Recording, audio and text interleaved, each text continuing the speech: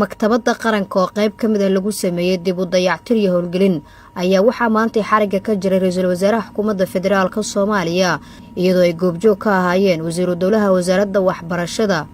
iyo tacliinta sare mas'uuliyiin ka socday jaamacadda ummadda iyo akademiyadda fanka cilmiga iyo suugaanta. ra'iisul wasaaraha xukuumadda federaalka Soomaaliya mudane Xasan Cali Khayre ayaa kormeeray qaybaha ay ka kooban tahay maktabadda qaranka gaar ahaan qaybta maanta la howlgeliyay waxaana ballan qaaday in dawladda Soomaaliya ay dhameystiri doonto dhammaan qaybaha ay ka kooban tahay maktabaddu maadaama ay muhiim u tahay ummadda Soomaaliyeed oo leh taariikh soo jireena iyo dhaqan wanaagsan oo u baahan ilaalin. waxaan ka shaqeynaynaa meeshaan in la dhiso hadii la yiraahdo si ummadda Soomaaliyeed ay ugu manfaacadsato lagu soo celiyay siday ahaan jirtay si dhalinyarada Soomaaliyeed iyo dadka Soomaaliyeed oo dhan ay ugu bartaan wasaaradda waxbarashada ayaa ka shaqeysay howlgelinta qaybtan ka midka ah maktabadda qaranka oo laga heli karo buugaag kala duwan iyo meelo lagu akhrisan karo taa fursad siinaysa dhalinyarada Soomaaliyeed ee waxbarata iyo kuwa qorayaasha ee doonaya meel ay ka helaan raadraaca taariikhda dhaqanka iyo cilmiga.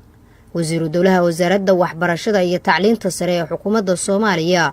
Cabdiraxmaan Maxamuud Cabdulle Jaabiri oo waraysi gaar ah siiyay warbaahinta qaranka ayaan wax ka weydiiyay ahmiyadda maktabaddu u leedahay ummadda Soomaaliyeed iyo waxyaabaha ay qaban doonto.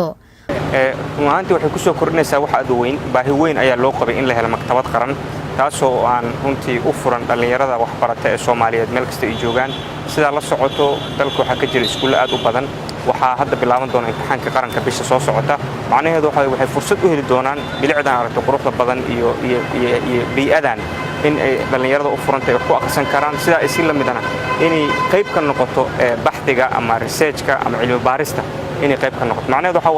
waa idadiilo u soo laabatay ama hamigii dhalinyarada Soomaaliyeed inay helaan meel maktabad oo ay mataqaanay cilmi baaris ku sameeyaan wax ku akhristaan isla markaana waxay ka qayb qaadan doontaa kobaca aqoonta dhalinyarada Soomaaliyeed. waa buugaag waa yaalaan waana diyaar service macnaha ama adeegi loogu talagalay in buugaagtii laga qaadan karo ama laga akhrisan karo waa furantahay waa u furantahay waana u heli karaan waana ka codsanaynaa dhammaan shacabka Soomaaliyeed in wax allaale wixii agaba ama buugaaga ama qalab ay ugu deeqi karaan maktabadda qaranka inay la soo wadaagaan.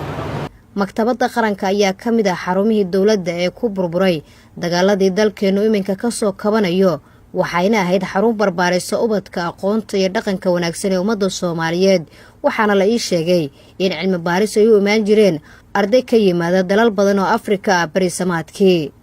Nasr Bashiir Cali warbaahinta qaranka magaalada Muqdisho.